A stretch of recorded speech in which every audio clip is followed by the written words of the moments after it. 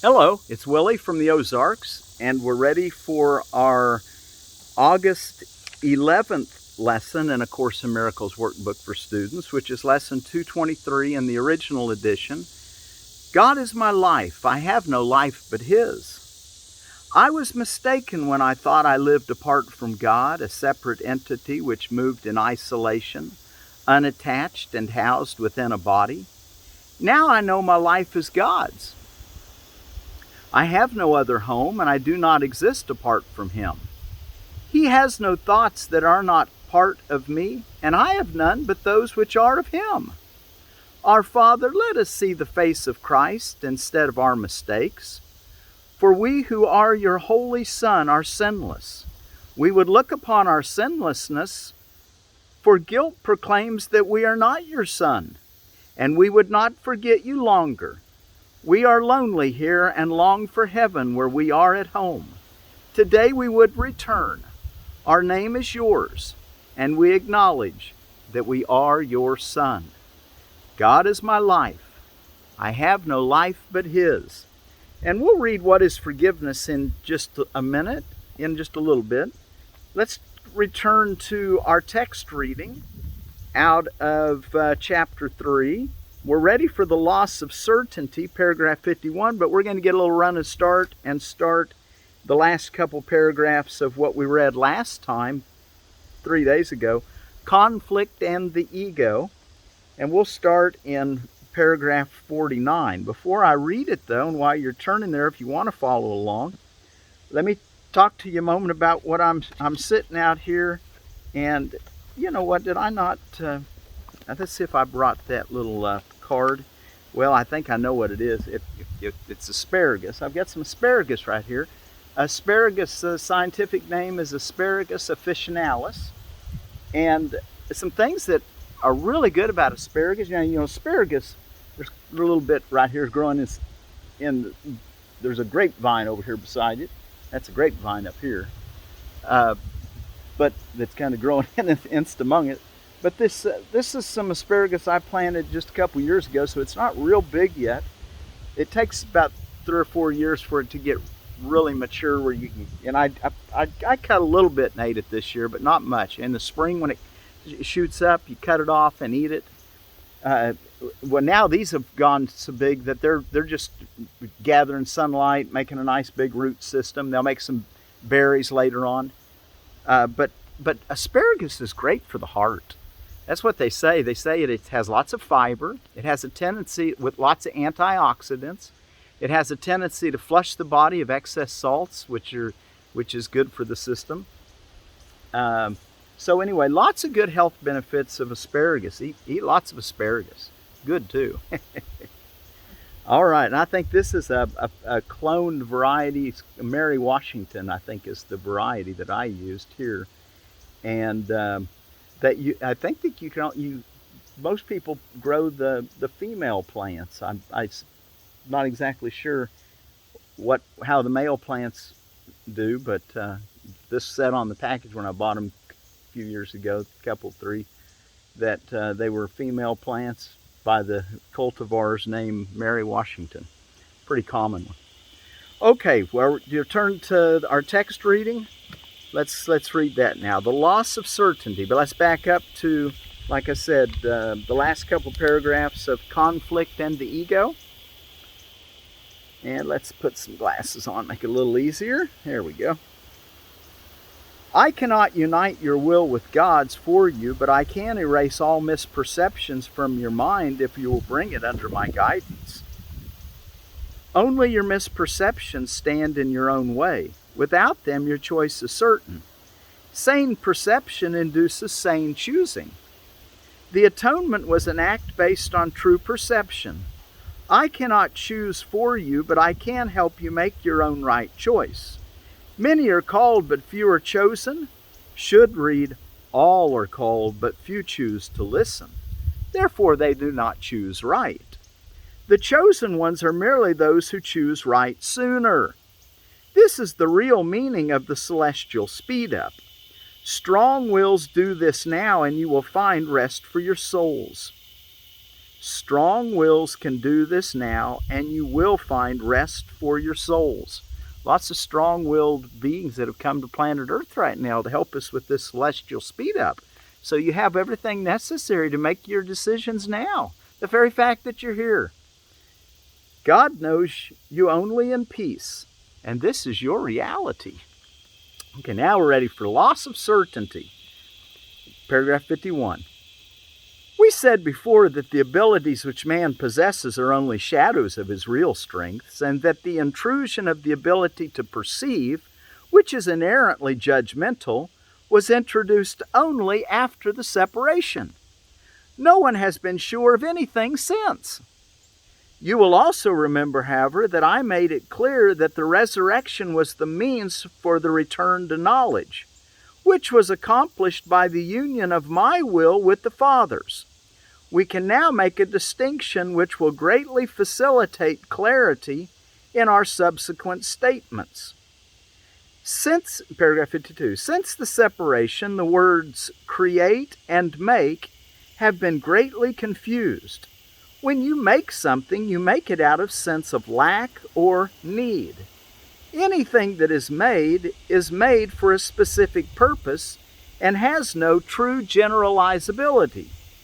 When you make something to fill a perceived lack, which is obviously why you would want to make anything, you are tacitly implying that you believe in separation. Knowing, as we have frequently observed, does not lead to doing at all. 53. The confusion between our own creation and what you create is so profound that it has become literally impossible for you to know anything. Knowledge is always stable, and it is quite evident that human beings are not. Very stable, that is. Nevertheless, they are perfectly stable as God created them. I am as God created me. I can suffer nothing. I am His Son. Nevertheless, they are perfectly stable as God created them. In this sense, when their behavior is unstable, they are disagreeing with God's idea of creation. Man can do this if he chooses, but he would hardly want to if he were in his right mind. The problem that bothers you most is the fundamental question which man continually asks of himself, but which cannot properly be directed to himself at all. If he keeps asking himself what he is, this implies that the answer is not only one which he knows, but is also one which is apt... This implies that the answer is not only one which he knows, but is also one which is up to him to supply. 54. Man cannot perceive himself correctly. He has no image. The word image is always perception related and not a product of knowing. Images are symbolic and stand for something else. The current emphasis on changing your image merely recognizes the power of perception, but it also implies that there is nothing to know. Knowing is not open to interpretation. It is impossible to interpret meaning, but this is always open to error. It is possible to interpret meaning, but this is always open to error because it refers to the perception of meaning. Such wholly needless complexities are the result of man's attempt to regard himself as both separated and unseparated at the same time. It is impossible to undertake a confusion as fundamental as this without engaging in further confusion. 55.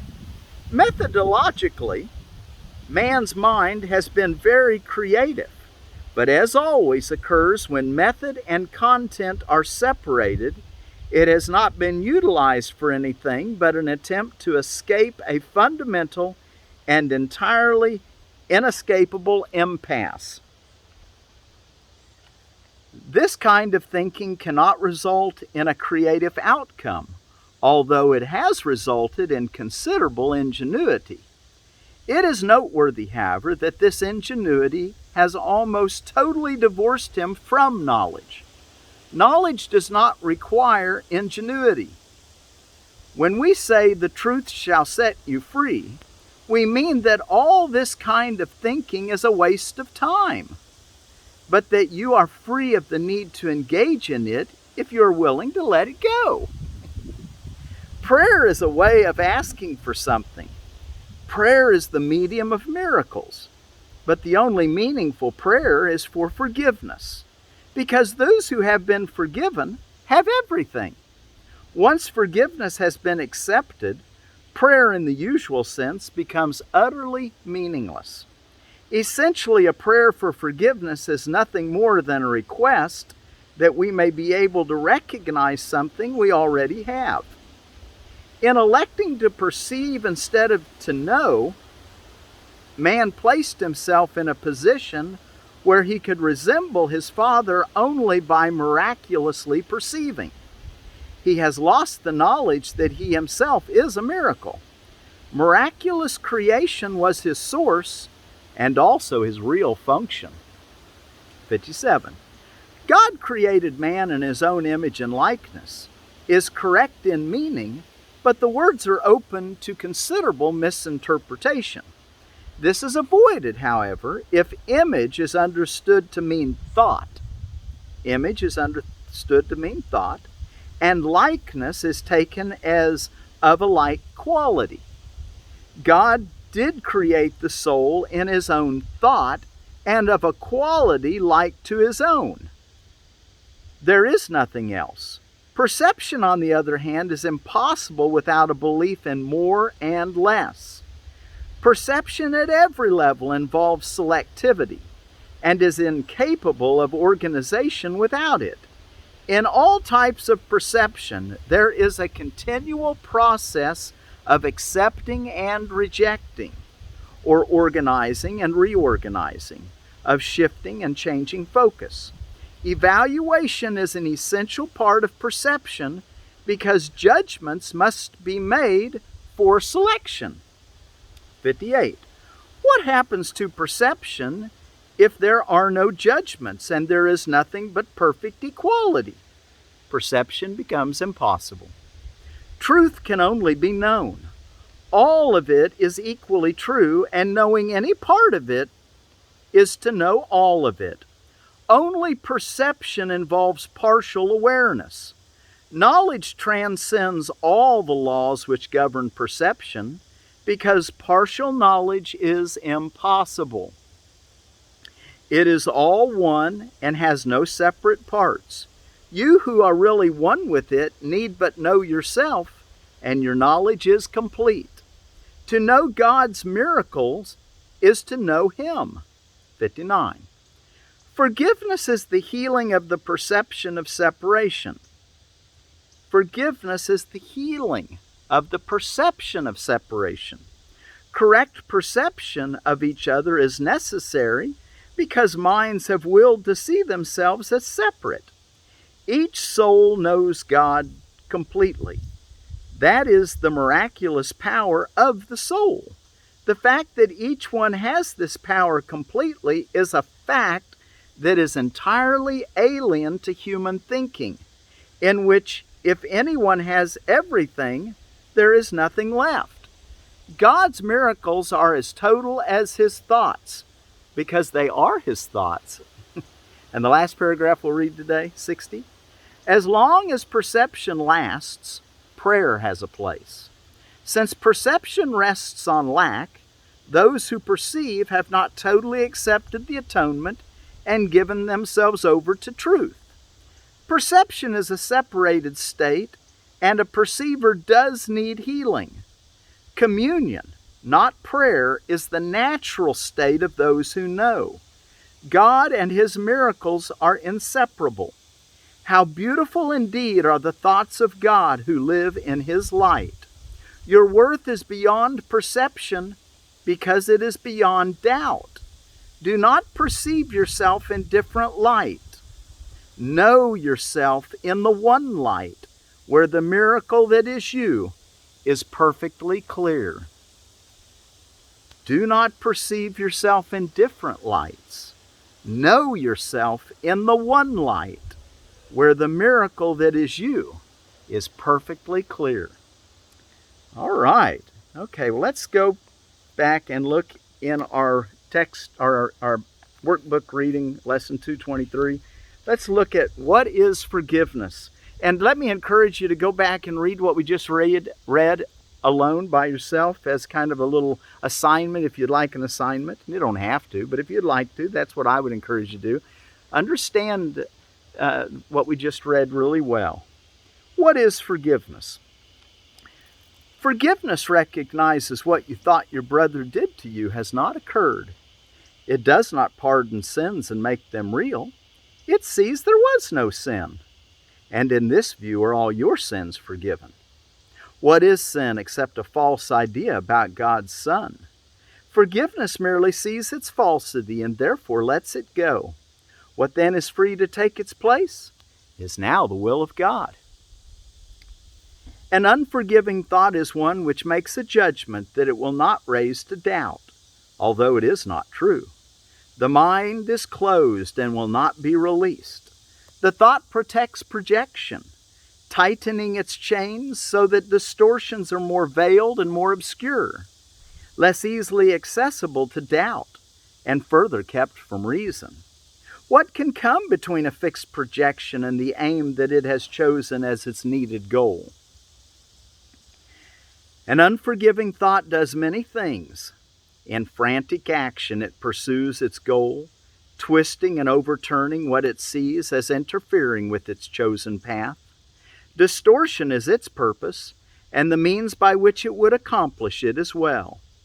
It sets about its furious attempts to smash reality without concern for anything that would appear to pose a contradiction to its point of view. Forgiveness, on the other hand, is still and quietly does nothing. It offends no aspect of reality, nor seeks to twist it to appearances it likes. It merely looks and waits and judges not. He who would not forgive must judge, for he must justify his failure to forgive. But he who would forgive himself must learn to welcome truth exactly as it is. Do nothing then, and let forgiveness show you what to do. Through him who is your guide, your Savior and defender, strong in hope and certain of your ultimate success. He has forgiven you already, for such is his function given him by God. Now must you share his function and forgive whom he has saved, whose sinlessness he sees, and whom he honors as the Son of God. God is with me. I have no life but his. Let's once again read this. 2:23. God is with me. I have no life but his. And remember to bring that into your morning meditation and your evening meditation. God is my life. I have no life but his. And then throughout the day, bring it to your memory. I get so busy during the day that I find it nice to go ahead and write it down on a card and just keep it in my pocket. And if I get, if I just can't quite bring it to my memory, I pull it out and, oh, God is my life. I have no life but his. And then maybe next time I won't need to pull it out. But, throughout the day, it's really nice to have those hourly pauses and apply it to the things the hour's presenting to you. God is my life. I have no life but his. I was mistaken when I thought I lived apart from God, a separate entity which moved in isolation, unattached and housed within a body. Now I know my life is God's. I have no other home. I do not exist apart from him. He has no thoughts that are not part of me, and I have none but those which are of him. Our Father, let us see the face of Christ instead of our mistakes. For we who are your holy Son are sinless. We would look upon our sinlessness, for guilt proclaims that we are not your Son, and we would not forget you longer. We are lonely here and long for heaven, where we are at home. Today we would return.